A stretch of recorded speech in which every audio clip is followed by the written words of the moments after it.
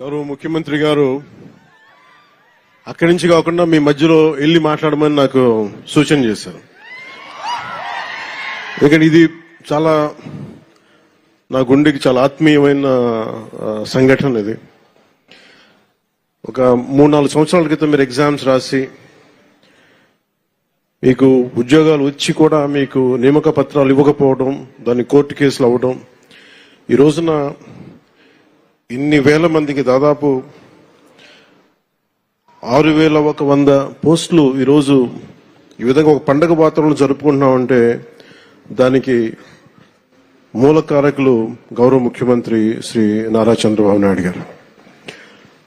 నేను మనస్ఫూర్తిగా వారికి కూటమి ప్రభుత్వం రావాలి అని ఎందుకు ఇంత తపన పడ్డాను అంటే, మీ బంగారు భవిష్యత్తు పాడవకూడదు. మీలో ఎంతమంది ఇందాక ఒక్కొక్కరితో కథలు వింటా ఉంటే మీ 6,100 మంది దాదాపు 4 లక్షల పైచిలుకు యువత ముందుకొచ్చి పోటాపోటీగా ఎగ్జామ్స్ ప్రవేశ ఉత్తీర్ణ పరీక్షలు చేస్తే దాంట్లో కేవలం 6,100 మాత్రమే సెలెక్ట్ అయ్యారు. అంత టఫ్ ఎగ్జామ్ ఇది.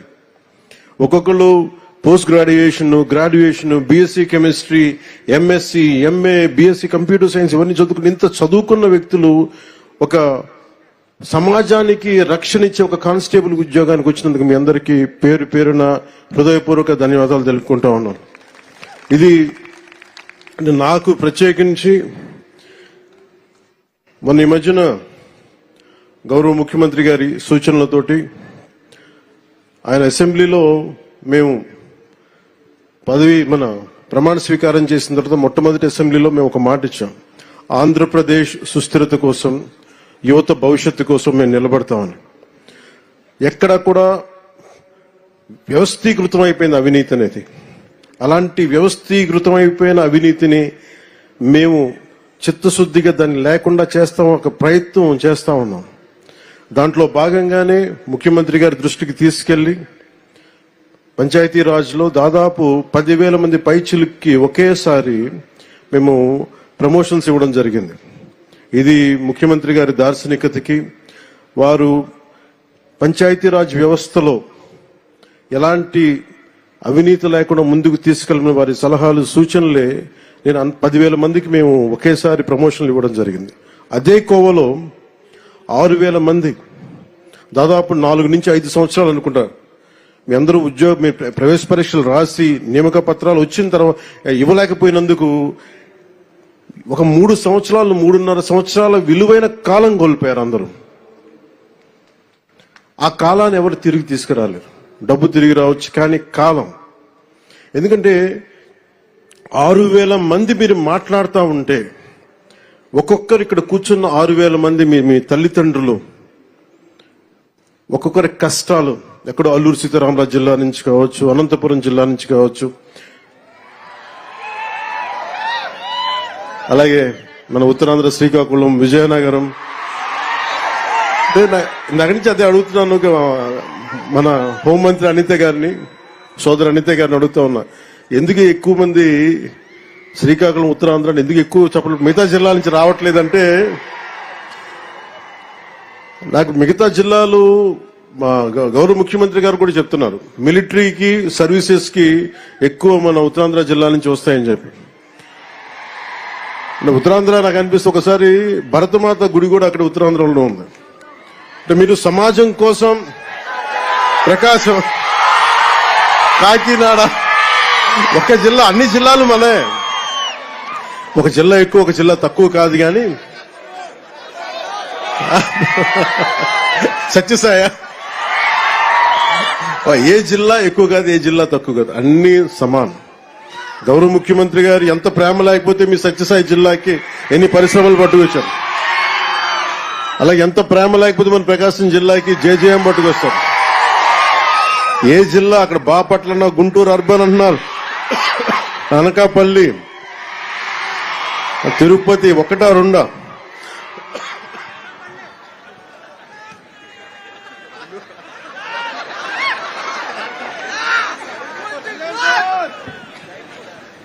ఈరోజు ఇలాంటి పండగ వాతావరణం సందర్భంలో ఒక వ్యక్తి లోటు బలంగా తెలుస్తుంది. సోదరులు, గౌరవ మంత్రివర్యులు, ఐటీ మంత్రివర్యులు శ్రీ నారా లోకేష్ గారు లేని లోటు చాలా బలంగా తెలుస్తూ ఉంది. ఎందుకంటే ఇలాంటి ఒకేసారి ఇంతమందికి ఇవ్వాలని చెప్పి మెగా డిఎస్సి కూడా ఆయన ఆధ్వర్యంలోనే చేయటం, అదే తరహాలో ఇది కూడా ఇవ్వటం మనస్ఫూర్తిగా వారి ధన్యవాదాలు, వారికి నా మనస్ఫూర్తిగా నా అభినందనలు తెలియజేస్తూ, వారి లేని లోటు చాలా స్పష్టంగా ఉందని తెలియజేస్తూ మీ అందరికి కూడా, మీ అందరి తరపున వారికి నా ధన్యవాదాలు తెలుపుతా ఉన్నాను. అలాగే ఇందాక లోకి బాబురావు గారు మాట్లాడింది నాకు ఎంత కదిలించేస్తున్నాయంటే, మీ కథలు కుందరపు మణికంఠ గారు కావచ్చు, కసింశెట్టి అఖిల్ గారు కావచ్చు, కొమ్ము శిరీష గారు కావచ్చు, షేక్ గండ్లూరు హఫీజం గారు కావచ్చు, ఇట్లా 6,000 మందిని ఒక్కొక్కరిని మీరు ఎలా సెలెక్ట్ అయ్యారంటే ఒక్కొక్క కథ ఉంటుంది. నేను మా నాన్నగారిని చూసేవాడిని. నాకు ఊహ తెలిసేటప్పటికి మా నాన్న పెట్టి ఆఫీసర్, ఆయన ఒక కానిస్టేబుల్గా ప్రారంభమై మా కోరిక ఏంటంటే మా నాన్న వచ్చిన ప్రతి ప్రమోషన్ మా ఇంట్లో పండుగ ఉండేది. ఎప్పుడు ఎస్ఐ అవుతారు, ఎప్పుడు ప్రిన్సిపల్ ఎస్ఐ అవుతారు, ఎప్పుడు సిఐ అవుతారు, ఎప్పుడు ఒక ఏఎస్ అసిస్టెంట్ ఎక్సైజ్ సూపరింటెండెంట్గా, ఇవన్నీ మేము వెయిట్ చేసేవాళ్ళం. ఎప్పటికప్పుడు ఎగ్జామ్స్ రాస్తూ ఉండేవాళ్ళం, డిపార్ట్మెంటల్ ఎగ్జామ్స్. సో మీకు డిపార్ట్మెంటల్ ఎగ్జామ్స్ ఉంటాయి అంటే మీ చదువు కానీ మీ లెర్నింగ్ కానీ ఎప్పటికీ అవ్వదు. అది it's an on going learning process. నాకు మీ అందరినీ చూస్తే నాకు ఎంత ఆనందంగా ఉందండి. ఇందాక గౌరవ ముఖ్యమంత్రి గారితో నాకు అవకాశం లభించింది, మీ అందరినీ చాలా దగ్గరగా చూసే అవకాశం, మొత్తం అన్ని జిల్లాల నుంచి ప్రతి ఒక్కరిని నమస్కరించడానికి, మీ తల్లిదండ్రులతో మాట్లాడటానికి ఎంత ఆనందం అనిపించిందంటే, నాకు మీ కళ్ళల్లో ఆ ఆనందం నాకు నా తల్లిదండ్రులను చూసుకున్నట్టు అనిపించింది. మీ అందరిని చూస్తాను, అంత అద్భుతంగా అనిపించింది నాకు.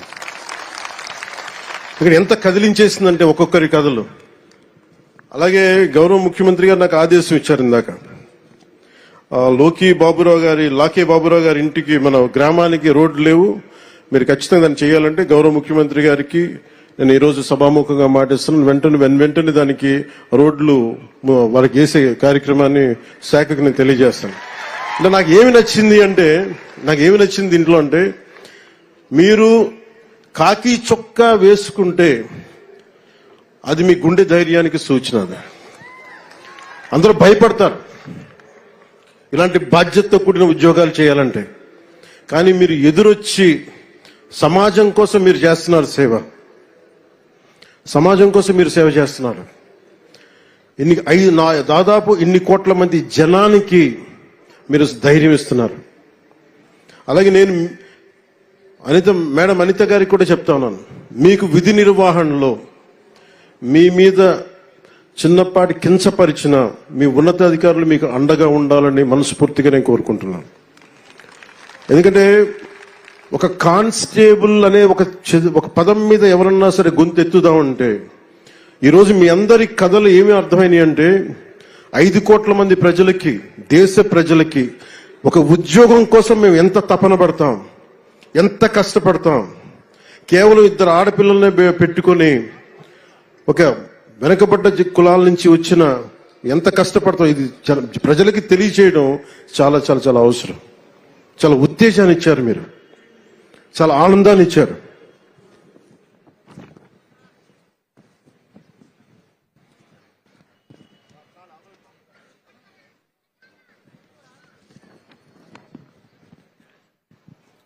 రెండు 2022లో కానిస్టేబుల్ ఉద్యోగాలు భర్తీ చేస్తా ఉంటూ ఆర్భాటంగా నోటిఫికేషన్ ఇచ్చారు. కేసుల రూపంలో న్యాయపరమైన చిక్కులు ఎదురైతే పట్టించుకోకుండా వదిలేశారు. ఉద్యోగ నియామకాలకు ఉన్న అడ్డంకులను తొలగించడం ఎలా అని కనీస ఆలోచన కూడా చేయలేదు. అర్హత ఉన్న మీరెంత కష్టపడి ఇంట్లో ఇన్ని కన్నీళ్లు కష్టాల మధ్య మీరు కష్టపడి వచ్చిన తర్వాత కూడా అర్హత ఉన్న ఉద్యోగాల కోసం మీరంతా ఏళ్ల తరబడి వేచి చూసేలా చేశారు. మీరు కోల్పోయిన 3 ఏళ్ల కాలం మేము తిరిగి ఇవ్వలేం, కానీ గౌరవ ముఖ్యమంత్రి గారు మీకు భరోసా ఇచ్చారు. ఈ రోజున కార్యక్రమం గౌరవ హోంమంత్రి గారి అనిత గారి ఆధ్వర్యంలో మేము ఉన్నాం. గత ప్రభుత్వంలో జరిగిన నష్టానికి మేము తిరిగి మీ కాలాన్ని తీసుకురాలేం, కానీ మేము మీకు అండగా ఉంటామని చెప్పి చాలా పెద్ద మనసుతోటి పండగ వాతావరణంలో చేయించిన గౌరవ ముఖ్యమంత్రి మన నారా చంద్రబాబు నాయుడు గారికి మనస్ఫూర్తిగా నా ధన్యవాదాలు తెలియజేస్తాను. కూటమి ప్రభుత్వం అధికారంలోకి వచ్చిన వెంటనే కానిస్టేబుల్ నియామకాలు ప్రక్రియ తక్షణం పూర్తి చేయాలని సంకల్పించింది. ఒక దృఢ సంకల్పంతో ఇందాక గౌరవ ముఖ్యమంత్రి గారు చెప్పినట్టుగా న్యాయపరమైన చిక్కులు తొలగించే పనిని చేపట్టింది. మీ నియామకానికి చట్టపరంగా ఎలాంటి ఇబ్బందులు లేకుండా చేసిన తర్వాత అన్ని రకాల పరీక్షలు పూర్తి చేశారు. ఒకే రోజున ఒకేసారి ఇంతమందికి నియామక పత్రాలు అందజేయగలుగుతున్నారంటే ఇది గౌరవ ముఖ్యమంత్రి గారి దార్శనికతకి, సోదరి హోంమంత్రి అనిత గారి పట్టుదలకి, ఇది కూటమి ప్రభుత్వ నిబద్ధతకి నిదర్శనమే. 6,100 పోస్టులకి నోటిఫికేషన్ ఇస్తే 6,014 మంది ఎంపిక కాగా 5,757 మంది ఫిట్నెస్ పరీక్షలు దాటి శిక్షణకి అర్హత సాధించారు. అందులో 1,062 మంది మహిళలు కూడా ఉండడం చాలా చాలా ఆనందంగా ఉంది. సో ముఖ్యంగా మహిళా క్యాడెట్స్ అందరికీ కూడా నా ప్రత్యేక ధన్యవాదాలు. మీరు ఈరోజు ఎంత ధైర్యం ఇచ్చారంటే అసలు మీ అందరిని ప్రత్యేక సన్మానం చేయాలి. మీ అందరికీ, మీ ఇంట్లో మీ తల్లిదండ్రులకి, మన రాష్ట్ర ప్రజలకు ఎంత ఉత్సాహం ఇచ్చారంటే ఒక్కొక్కరు ఒక ఝాన్సీ రాణుల్లో ఉన్నారు. మీరు అందరూ మాట్లాడుతూ ఉన్నారు. ఈసారి కానిస్టేబుల్ పోస్టులకి ఎంపికైన వారిలో 4,051 మంది, సుమారు 67% మంది ఉన్నత విద్య అభ్యసించిన వారు ఉన్నారు. 810 మంది బీటెక్, ఎంటెక్, బీసీఏ వంటి సాంకేతిక కోర్సులు పూర్తి చేస్తే 2,094 మంది గ్రాడ్యుయేషన్ పూర్తి చేశారు. 314 మంది పీజీ, ప్రొఫెషనల్ కోర్సులు పూర్తి చేసి కానిస్టేబుల్గా ఎంపికయ్యారు. మీ చదువు సమాజానికి ఉపయోగపడాలి. మీ సాంకేతిక నైపుణ్యం సైబర్ నేరాలను అరికట్టడానికి ఉపయోగపడాలి. ఈ నెల 22వ తేదీ నుండి సుమారు 9 నెలల పాటు మీకు నేరాల నియంత్రణ, అంతర్గత భద్రత, cyber securities, state of art technology తదితర అంశాల్లో శిక్షణ ఇస్తారు. రాష్ట్రంలో ఈ మధ్య కాలంలో కొన్ని ప్రత్యేక తీవ్రవాద జాడలు బయటకు వస్తా ఉన్నాయి. వాటి మీద కూడా మీరు ఒక దృష్టి పెట్టాలి. గత ప్రభుత్వ హయాంలో క్రికెట్ బెట్టింగ్, గంజాయి, డ్రగ్స్ వాడకం గ్రామ స్థాయికి చేరిపోయింది.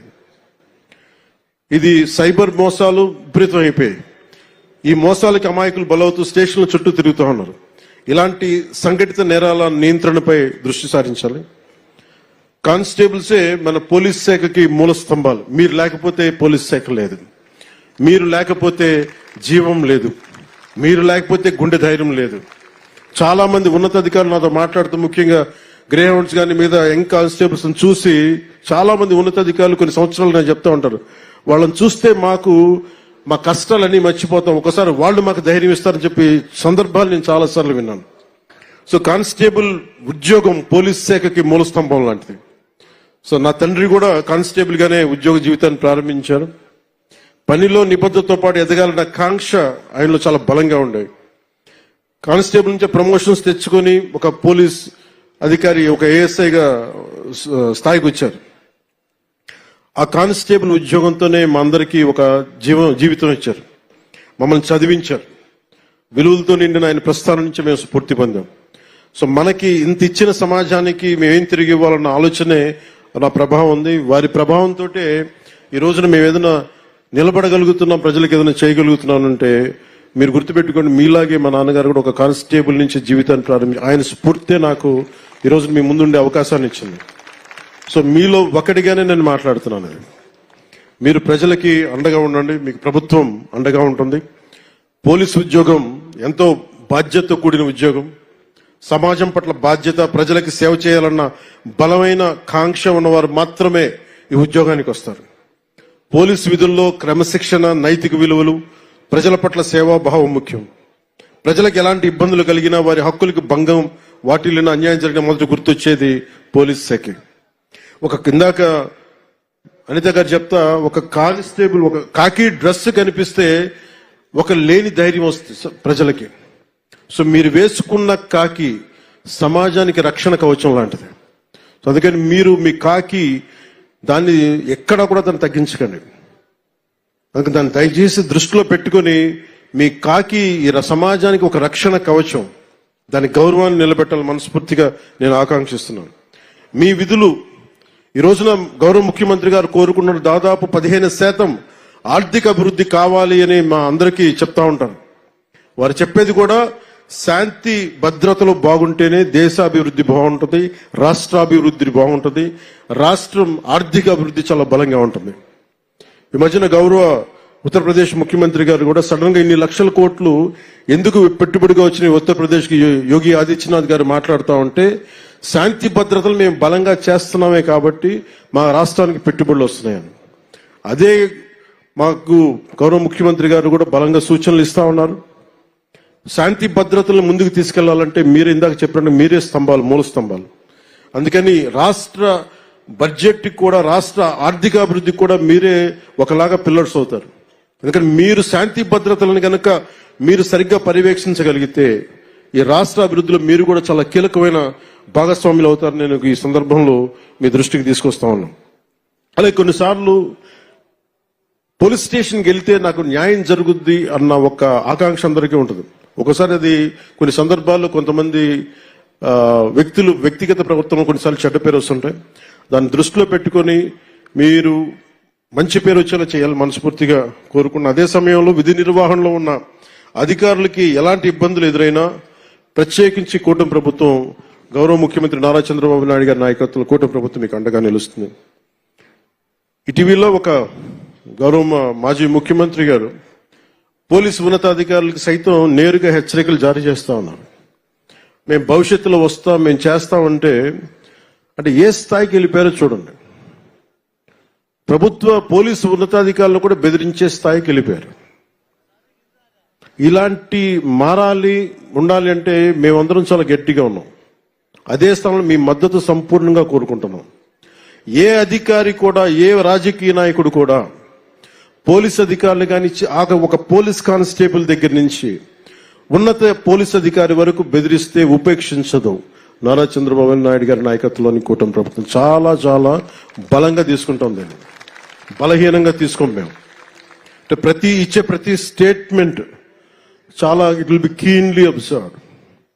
అలాగే ఉన్నతాధికారులు కూడా మేము మీకు గైడెన్స్ ఇవ్వాలని మనస్ఫూర్తిగా కోరుకుంటూ, శాంతి భద్రత పరిరక్షణలో మన ఎవరం కూడా ఏ కులంలో పుట్టాలి, ఏ జిల్లాలో పుట్టాలి, ఏ రంగులో పుట్టాలి, ఎంత హైట్లో పుట్టాలి మన ఎవరికి చాయిస్ లేదు. కానీ ఎలా ప్రవర్తించాలి అన్నది మటుకు మన చాయిస్ ఉంటుంది. మనకి కవి సామ్రాట్ విశ్వనాథ సత్యనారాయణ గారు చెప్పినట్టుగా అన్ని అనర్థాలకి మూలం మానవ ప్రవృత్తి హేతువు గాని వాని కులం గాని, మతం గాని, ప్రాంతం గాని కాదు. దీన్ని మీరు బలంగా గుండెల్లోకి తీసుకోండి. ఎందుకు చెప్తున్నానంటే ఇది కూటమి ప్రభుత్వం ప్రజల మాన ప్రాణ సంరక్షణ, శాంతి భద్రతల పరిరక్షణ ప్రాధాన్యత ఇస్తుంది. ముఖ్యంగా మహిళల భద్రత అత్యంత ప్రాధాన్యత ఇస్తున్నాం. శాంతి భద్రతల పరిరక్షణలో తరతమ భేదాలు చూడం, కులం, మతం, ప్రాంతీయత అనే తేడాలు చూడం. కొత్త కానిస్టేబుల్స్ అందరూ కూడా అదే పందాన్ని అనుసరించాలి. మీ ఉద్యోగ జీవితంలో మీరంతా మరింత ఉన్నత శిఖరాలు చేరుకోవాలి మీ అందరికీ తెలియజేసుకుంటూ నేను I wish you all the best, great future. జై Hind. Thank you so much, sir, for the lovely address. అత్యంత వైభవపేతమైన సందేశము ద్వారా అందరిలోనూ నూతన ఉత్తేజాన్ని నింపిన ఆంధ్రప్రదేశ్ రాష్ట్ర ఉప ముఖ్యమంత్రి వర్యులు శ్రీ కొణిదెల పవన్ కళ్యాణ్ గారికి హృదయపూర్వక ధన్యవాదాలు తెలియజేస్తాం.